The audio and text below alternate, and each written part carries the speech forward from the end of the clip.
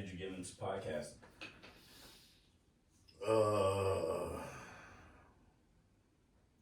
That's a great question. So starting podcast started Bishop John Juan, right? Mm-hmm. Had he was the first person I ever knew Mm-hmm. to have their own podcast. And he had Snoop, Yeah. he had fucking everybody, okay? Like, So Snoop like put him real. on. He put Snoop on the podcast and too. Then he had his for a minute. Yeah, but I want to say, now don't quote me on this, but I want to say Bishop Don Juan had a podcast before Snoop Dogg did. Again, I could be wrong, but he's the first person I knew that had a podcast that was going on YouTube. Yeah. And knew we was tripping on it. Yeah. Like, damn, we on that shit. Like, oh, okay, damn, it's sweet. Mm-hmm. Then it went to, man, you should do your own show. Mm-hmm. Really? Yeah? Yeah, man. I was like, man, but I don't want to step on your toes, so you produce it. Just Bishop Don Juan, like my dad, man. That is my dad, man. Like I call him and text him all the time, like, what's up, Dad? I don't even call him Bishop Don Juan. But he don't know my mom and no shit like that. But that's just like my dad, my street dad. Yeah. I met him in LA. I didn't know him in Chicago. So, so what did that take? A different side, maybe a different side to him. Yeah. What did that take to like get that set up? Your podcast. Shit, I don't know. I think a podcast, for me to do a podcast, it would be better it'd be traveling that I would do it anywhere, could set up anywhere, everywhere to do it. That's possible. Sure, a microphone and a computer, a laptop. Sure, for real. That's nothing. So when you did yours, like, how did you start? He produced it. You just showed up and stuff, and just I kind of showed up, and one of my I think, if I'm not mistaken, Bishop Don Juan was the first person I interviewed. Yeah, first or second. So yeah, and that was the Spanky Hayes show. Yeah, it was called the Spanky Hayes show. It was on RRM TV. And that used to be the same people who own Roscoe's. I think it was Roscoe's TV, something like that. So they used to show it through all the Roscoe's. So my show and my video, Roscoe's Chicken and Waffles. Okay. So they used to, like, when you in there, they got TVs all over them, motherfucker. So as you eating, you see that so many people call me and say, man, I seen you at Roscoe's. That's cool. I seen you on Roscoe's. Oh, that's crazy. So yeah, man. So. Not RRM, that's Percy and them, my homie Percy, Big Percy. But what I'm saying is, I forget the name of it, but it's Roscoe's TV. I know that's what it meant. So yeah. How'd you like doing it back then? Dope. I was really dedicated to it. You seen that it was gonna be as big as podcasting is now? I never knew, but I just knew that it was like an outlet for me to like be seen again, because I was just so used to being on TV all the time. So it was like, for me to do this podcast, and I could do skits, and I could do little shit, stupid shit, whatever, dope ass intro, whatever it is. Boom. What age did you start being on TV and stuff? Probably like, well, I was on Moesha, but I wasn't like, I was an extra. I started off being an extra. And then it started happening. But, so I would say about 1920, because that was like the Moesha. yeah. You said 1920. Yeah. What's that? That's how old I was. Oh, okay. 20. Oh, okay. Yeah. Well, Doing Moesha. What was that feeling like? Like your first time on camera? It was amazing, right? because it's like I'm seeing myself on TV, right? First time ever. So it's like, wow. Yeah. I ain't saying nothing, but Yeah. I'm on TV, okay? Like right there. That boosted your confidence for the next role. That just let me know it can happen.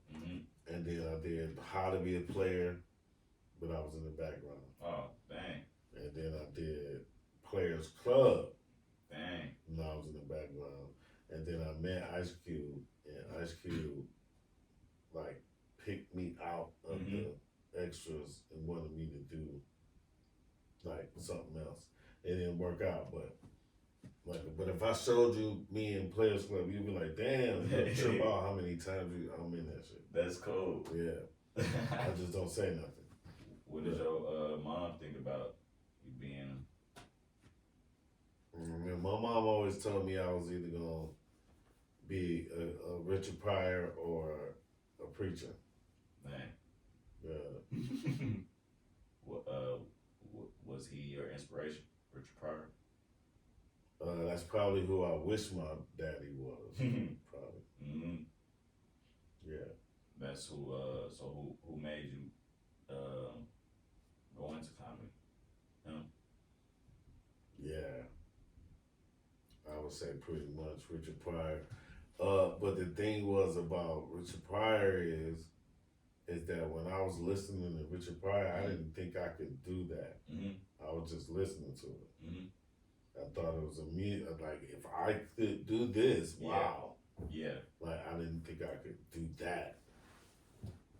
It was like masterpiece shit. But then I didn't know then how, the repetition of it.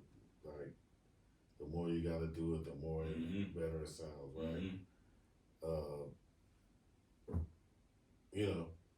What was your first time on stage like? Incredible. Fucking insane. Yeah. I did fucking great the first day. Second time, I totally bombed out. I told all my friends, the cutest girl I knew, I broke them all. That's funny. Bombed. What was wrong?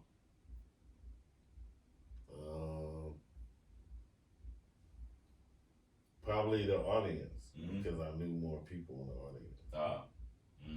So strangers are better? Hell yeah. Because strangers came to see you. Yeah.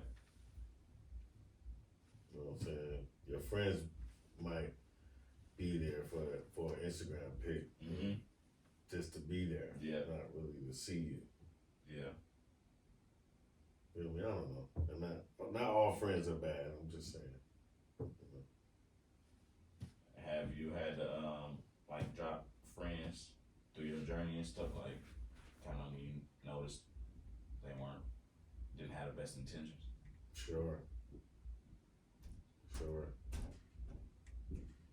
Some said just there for the money.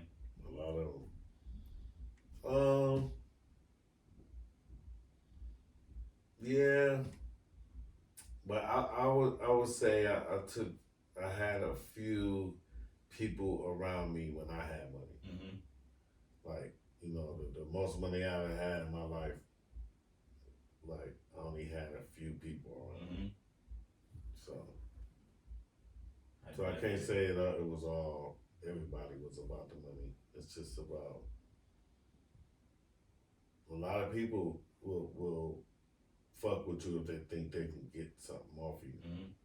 So sometimes money don't always come in paper form, right? It can come in, niggas swipe your card, right? Niggas identity fraud, okay? Yeah.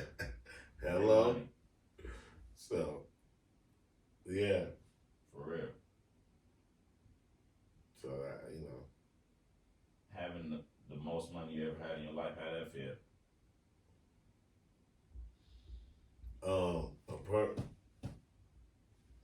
it's like a story I like to tell. I don't think I told it on any podcast before, so this might be exclusive.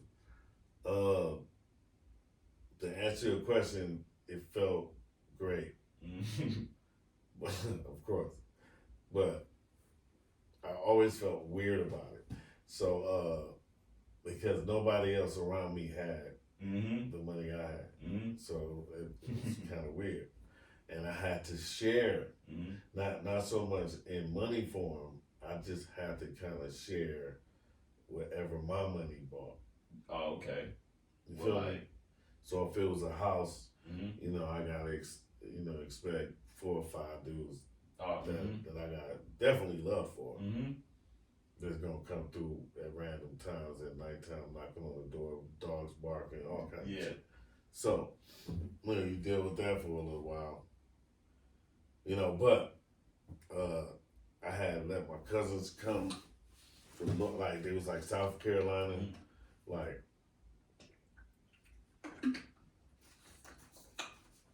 some real fraternity guys, and one of them brought their girl with them, and she because they were like pitching me on this Zeitgeist. Shit. If you never seen Zeitgeist, gotta watch Zeitgeist. Watch Zeitgeist. That's old school to me, but I still watch it every now and then and like brush up on it just to hear it again. But they were really on that. So and so the girl asked me one, and she said, "Do you think that you're in the Illuminati?" And I was like, well, why would you ask me that? She was like, well, you got everything that they say people in the Illuminati got. And I was like, but I don't understand that. Well, you got nice cars, you got a nice house, you got enough that you can afford to fly us out and bring us out here and let us stay with you as long as we want. And we go shopping almost every day. I never have seen nobody. I'm in college. I'm here to, I was like, damn. Thought about you actually made something click in my brain. Like, I don't even know if I'm in that shit. Because I didn't know how to answer it. Yeah. Like, I don't know. Shit, I never thought about it. Motherfucker. Damn, I thought everybody lived like this. That work like this. Yeah, for real. You know what I'm saying? So, like, to me, I don't think California is expensive. I think getting in, getting in, right, is expensive. First moving in, okay, that's what's hard. Because a lot of times, like, it's kind of the home of the scammers. So it's like, a lot of times you gotta first rent, first month, last month, and deposit. That'd be the same amount as the rent. So you really you gotta pay like the rent 4 times to move in the spot in LA. Yeah, for the first month. Yeah. For real. 4 times though. Yeah. So it's like that's pretty hard. Yeah. But once you in, you only gotta pay 1 time. But it's just motherfuckers don't be prepared all the way, man. They just go off the propaganda. You gotta go search and look. You know what I'm saying? But yeah, man. Yeah, I don't know. I'm so high. I went down a whole nother. Me street. too. I'm tripping. Right, Like, for real. Lit. Right. For real. Trying to keep it together. Yeah. Okay. All right. So, for the. I'm still good. Okay, cool. All right.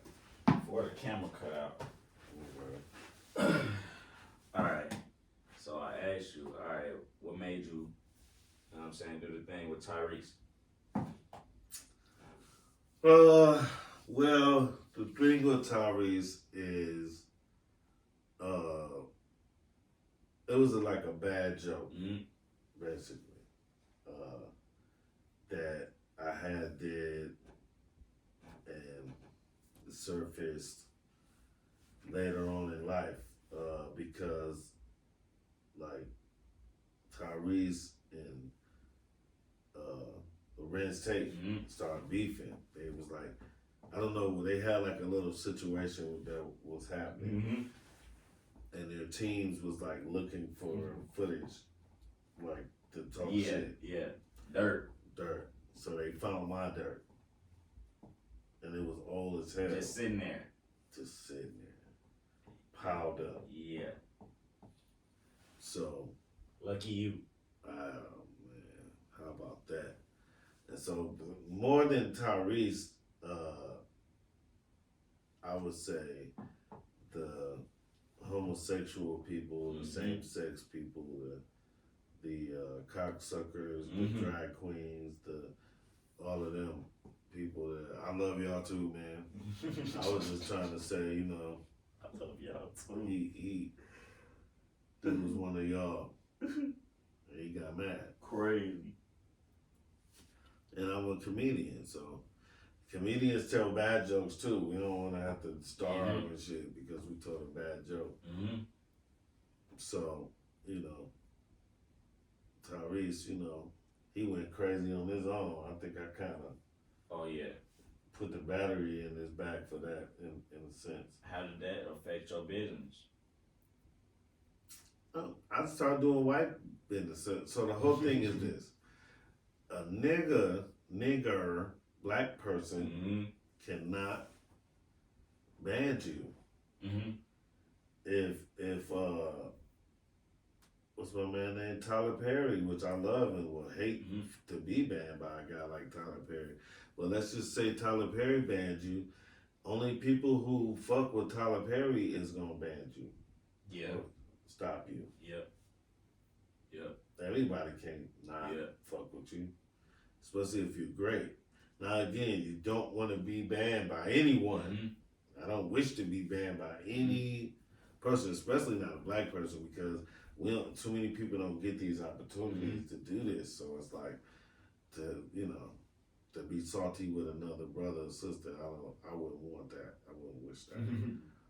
But with Tyrese, I thought it was gonna be a joking situation. I thought he was gonna come back, say something, and then but you know, it didn't happen like that. When you seen his reaction, man, what you think? I thought he should have thought about that more. He should have.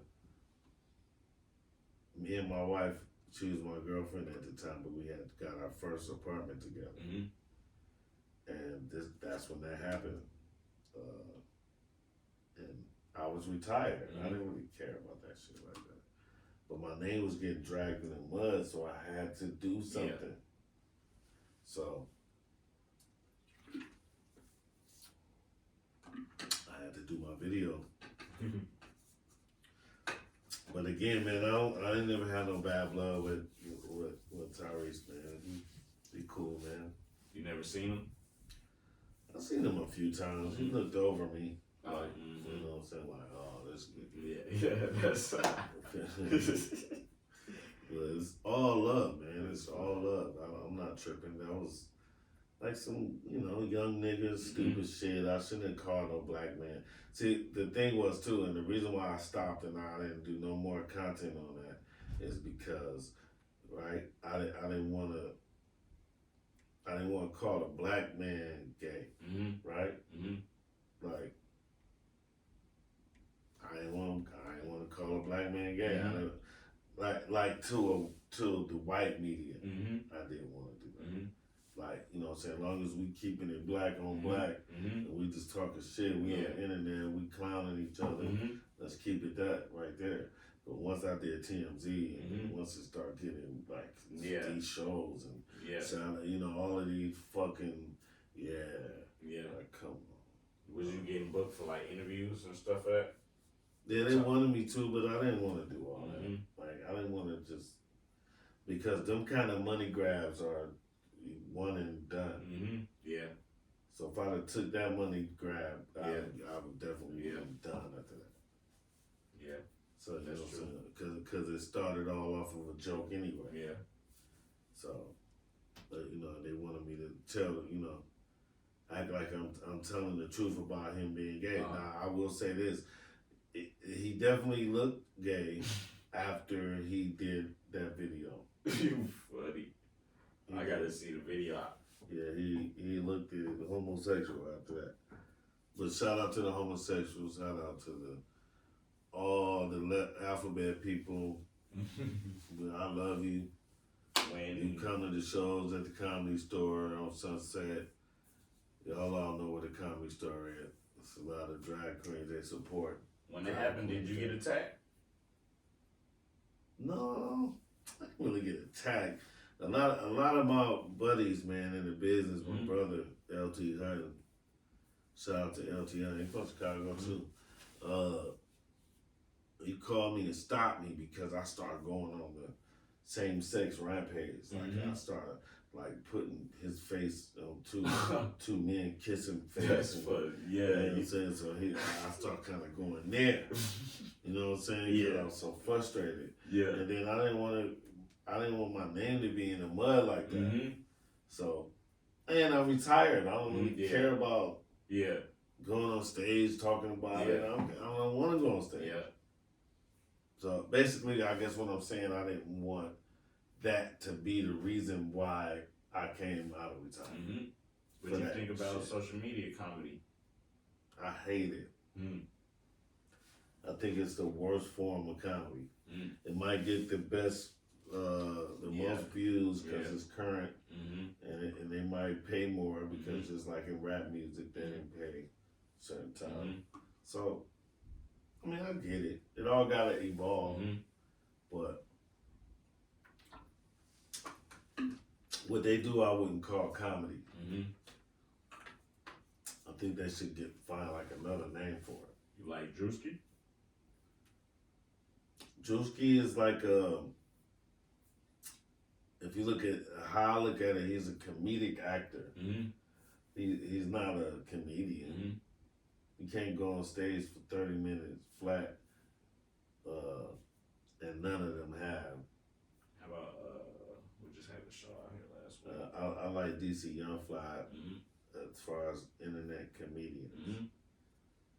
I like him because I seen his growth. I seen him grow, and he didn't come from Wildin' Out. I seen him before Wildin' Out, so I don't look at him as like a Wildin' Out dude. Now I definitely know he did Wildin' Out and conquered it, which I love him for that too, because I was like, I started that brand, so it's like to see the person who took the brand to the next stage. It's always great. Like it's great to be alive. How you like his stand up? I would say he's the best internet comedian. I would say I would go with DC Young Fly. I fuck with him. You say you created Wildin' Out. Like, explain that. Yeah, that would be, that is definitely a long ass story, but yeah, me and a couple guys from Detroit came to LA, and we formed a group that was already going on in Detroit called The Other Level, and we performed everything that Wildin' Out did, but it was a 4-man cast. And eventually we ran into Nick Cannon. I met him through another Detroit guy named Sam, who was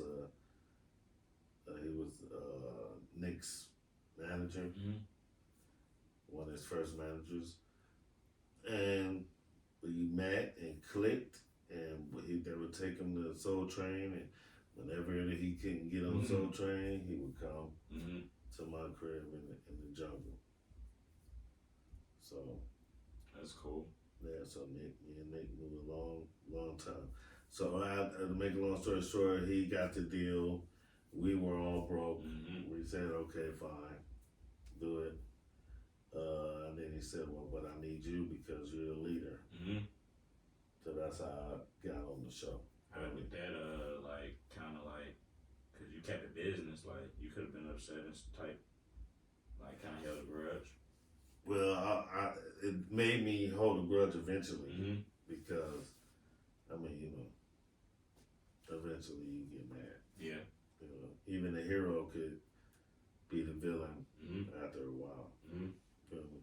Like, so it's like, but yeah, I always have mixed feelings about it, right? Because that's like some $1 billion industry shit, right? And I was a part of it, and I don't have $1 billion. Mm-hmm. So I'm always feel weird about Wild Out. And then they tried to erase me out of this shit anyway. So it's like, whatever. So to me, that's like college, right? Mm-hmm. Like, that's like comedian college. I just happen to go to fucking UCLA. Something that's getting televised. Yeah. Yeah. Feel me? Like, all our games mean something. Yeah. Type shit. You know what I'm saying? For real. So yeah, so like playing for the Lakers. For real. You know what I'm saying? Like, so it's like, yeah. So I could never disrespect what happened. It just took me a long time to forget it. Mm-hmm. Like, I forgive you, Nick, for whatever mistakes you did or whatever I think mistakes I feel you did. I just forgive you for it. Because until I did that, I could not, bro. I would have writer's block. I have fucking no will. That's in your heart. Yeah, because my heart was broke. And whenever a black man or a real man loves something, it take a long time to heal. For real. Because he ain't never gave no love to that. Yeah. Yeah. You feel me? Like, that was his first Yeah. time trying that. Yeah. That much love to something. You feel me? Yeah. So it's like, yeah. So it's like, that's what I learned. That like I had to eventually forgive. Even if I don't know what I'm forgiving, just so I can forget it and keep going. And it stopped me for a long time because I couldn't forgive. Yeah. I like that. So it's like, you know, it took me a minute. This is all recent, probably this year shit. Yeah, I'm just learning. Hey, that's cool though. Yeah. You got there. That's what really mattered. Like that, let go of a lot of weight, a lot of negative energy shooting move forward. Yeah. Carlos, you know what I'm saying? Of course. So it's the new season, new chapter, new era. New chapter. Going big. One way ticket to the moon, baby. Yeah. One way ticket to the moon. Okay? And that's it, and that's all. I gotta pee. That's cool. I like that. I like that.